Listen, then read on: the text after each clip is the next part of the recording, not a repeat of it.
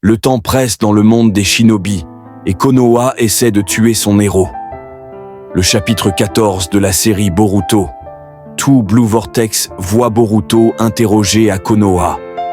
La première action de Boruto est d'essayer de briser ses menottes, mais Konohamaru révèle qu'elles ont été spécialement fabriquées par Amado pour empêcher le flux de chakra, empêchant ainsi Boruto d'utiliser toute forme de jutsu. Puisque c'est Amado qui les a fabriquées, elles peuvent aussi encaisser des coups. Sachant qu'il n'y a pas d'échappatoire, Boruto s'informe sur ses amis et sur la position de l'ennemi. Boruto est soulagé de savoir que tout le monde va bien, car les Shinju les ont laissés tranquilles. La scène se déplace ensuite vers Sakura, qui soigne Inojin, qui avait été transpercé au ventre lors de la dernière bataille. C'est formidable de voir Sakura enfin obtenir du temps d'écran en tant que meilleur médecin du monde, mais elle est aussi assez surprise de voir à quel point Inojin est déjà guéri. Bien sûr, c'est grâce à Himawari, qui a utilisé ses capacités de Jinchuriki pour le soigner. Cela rappelle les exploits de Naruto pendant la 4e grande guerre shinobi, lorsqu'il a guéri l'œil manquant de Kakashi et quand il a ressuscité Guy après qu'il ait utilisé les 8 portes. La raison pour laquelle je compare sitôt Himawari à Naruto est le fait que les attaques de Jura peuvent couper le système de voie de chakra d'une personne.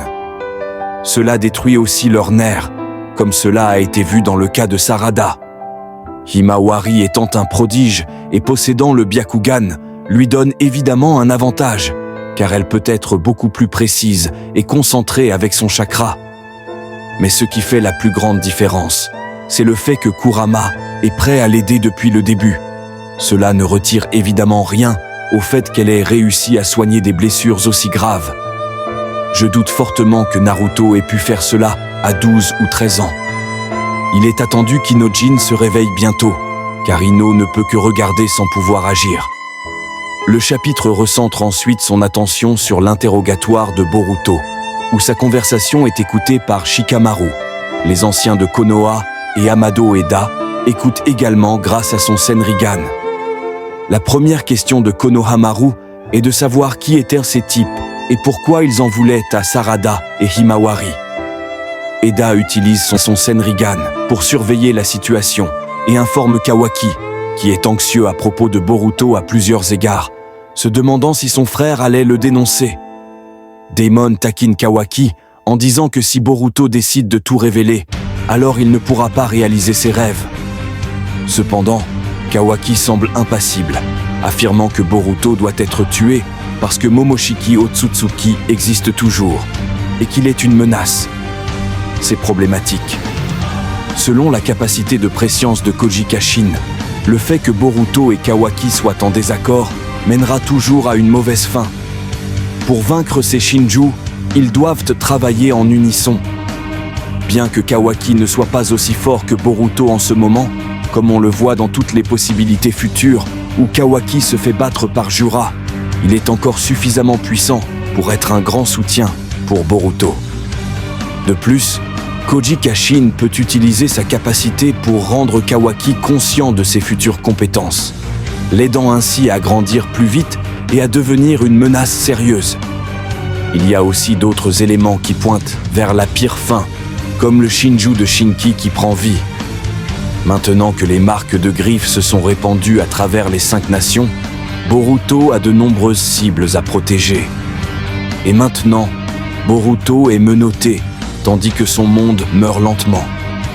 Boruto décide de tirer le meilleur parti de la situation en partageant certaines de ses informations, car elles aideront Konoha à se battre, et ce n'est pas comme s'il avait souvent l'occasion de les voir. Il commence par expliquer que les êtres qui les attaquent sont appelés Divine Tree People, des êtres conscients comme les humains.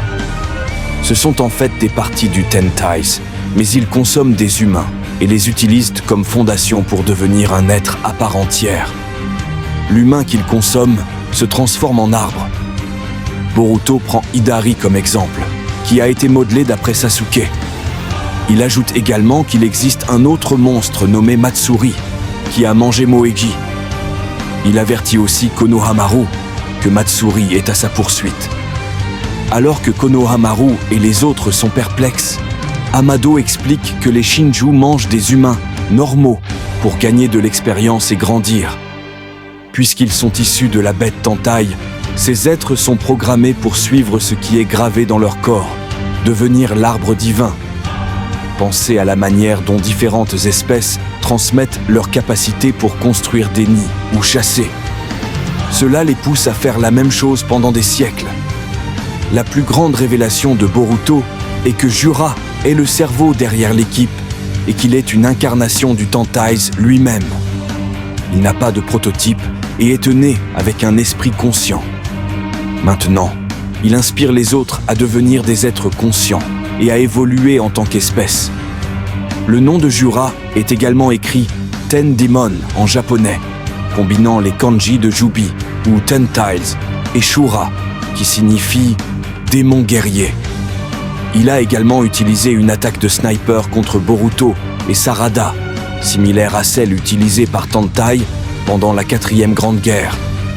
Tout commence à s'assembler. Leur objectif est d'obtenir des informations, et Jura cible Naruto. C'est parce que le 7e Hokage est celui qui a rassemblé toutes les bêtes à queue pendant la 4e Grande Guerre ninja. Il utilise déjà les informations qu'il a, comme leur donner des noms et une identité. Il veut accélérer le processus d'évolution, au lieu d'attendre qu'il se produise naturellement. Boruto déclare que s'ils parviennent à tuer Jura, alors toute l'invasion Shinju prendra fin. Cependant, Konohamaru n'est pas convaincu. Il veut savoir comment Boruto a obtenu toutes ces informations. Boruto révèle qu'il a une source, mais ne peut pas révéler son identité pour l'instant, car sa sécurité en dépend. À mon avis, Boruto aurait dû utiliser un pronom ambigu pour éviter que Konoha ne puisse identifier quelqu'un. Maintenant qu'ils savent que c'est un homme, ils pourraient en déduire qu'il s'agit de Kojikashi à cause d'un mot d'ordre. Quoi qu'il en soit, cette réponse n'est pas satisfaisante pour Konoha, car ils ne peuvent pas faire confiance à un traître. Pas de mensonge, Konohamaru est la dernière personne à avoir de l'attitude ou de l'influence. C'est vrai que Konohamaru n'a pas fait grand-chose depuis que Boruto a appris à faire un Rasengan. Il s'est fait battre par Koji, qui retenait ses coups, s'est fait battre par Kawaki et se fait littéralement battre par tout le monde. Il s'est même fait battre par Pain et n'a rien fait de spécial non plus pendant la 4e Grande Guerre ninja. Il est tout simplement moyen dans tous les sens du terme. Aucun charisme. Boruto riposte en disant qu'il n'est utile que grâce à ces informations. Alors pourquoi révélerait-il tout ? C'est à ce moment-là qu'une des vieilles sorcières de Konoha prend la parole. Premièrement, comment sont-elles encore en vie ? Elles étaient déjà là quand Naruto était enfant, et elles étaient déjà vieilles. Leur âge se voit vraiment sur leur visage. La grand-mère ressemble littéralement à l'esprit maudit de Toji dans Jujutsu Kaisen. Elle déclare que s'il leur donne les informations facilement, elles rendront sa mort rapide. Pour elle, ce qui compte le plus, c'est que Boruto ne sorte jamais vivant de cette pièce. Sérieusement, quelqu'un doit mettre du scotch sur ces vieilles personnes. Elles n'ont jamais pris une seule bonne décision. Ces types pensaient que Danzo ferait un bon Hokage. Elles étaient même d'accord avec le massacre des Uchiha. Naruto aurait dû simplement les enterrer pour avoir un peu de paix. Les vieilles demandent aussi pourquoi Boruto a tué Naruto. Elles ne mentionnent même pas Hinata, ce qui est insensé compte tenu de l'importance qu'elle a pour le village. C'est à ce moment-là que Boruto lâche une autre bombe. Naruto et Hinata sont encore en vie. Il refuse toujours de donner plus de détails, empêchant ainsi les autres de connaître la vérité sur Kawaki. Alors que tout le monde commence à s'énerver et que Boruto garde le rythme de la conversation, Shikamaru a un flashback. Dans ce flashback, Shikamaru semble connaître le vrai Boruto. Il lui dit même que s'il ne veut pas que Kawaki meure, il doit vivre en tant que traître pendant un certain temps. Cependant, la mémoire est un peu floue, car il ne se souvient pas de certains mots, et les informations dont il dispose disent d'office le contraire. Shikamaru en déduit qu'il doit faire confiance à ses instincts et à sa mémoire, et croire que Boruto est réellement Boruto. Maintenant qu'il en est certain, Shikamaru décide qu'il ne peut pas laisser Boruto mourir maintenant, car révéler la vérité est crucial. Je savais que Shikamaru ne serait pas si facilement trompé. C'était trop facile. Il attendait que les choses se déroulent pour avoir toutes les preuves concrètes montrant la vérité et pour protéger Kawaki, car il avait en tête les meilleurs intérêts du monde. Je sais que tout le monde déteste Kawaki, mais il est important de comprendre d'où il vient.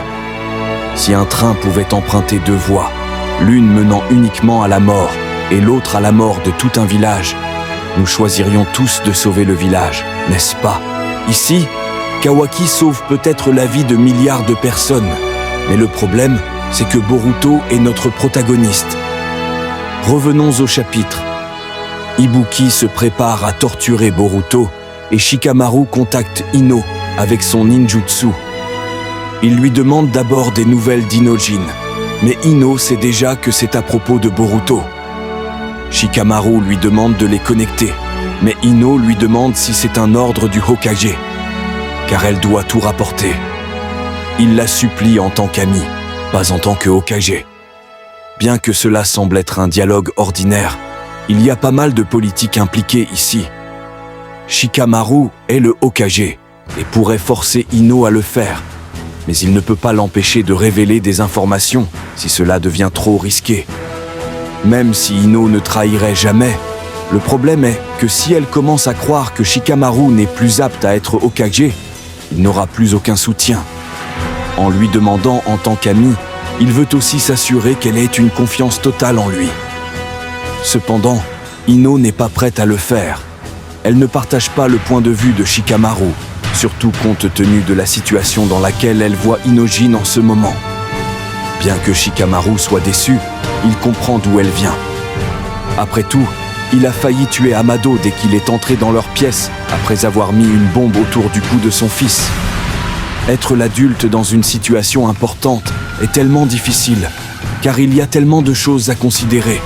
Ton attention est si limitée par le nombre de choses dont tu dois t'occuper en même temps. C'est encore pire pour Ino, car elle utilise ses capacités jour après jour. Comme Shikamaru n'a pas pu contacter Boruto via Ino, Ibuki commence à passer à tabac notre protagoniste. Il dit qu'il attendait depuis 3 ans une telle opportunité. Dans un retour de flamme absolument hilarant, Boruto déclare qu'il envie Ibuki d'avoir autant de temps libre. Il a raison. Pourquoi l'avoir chassé pendant tout ce temps?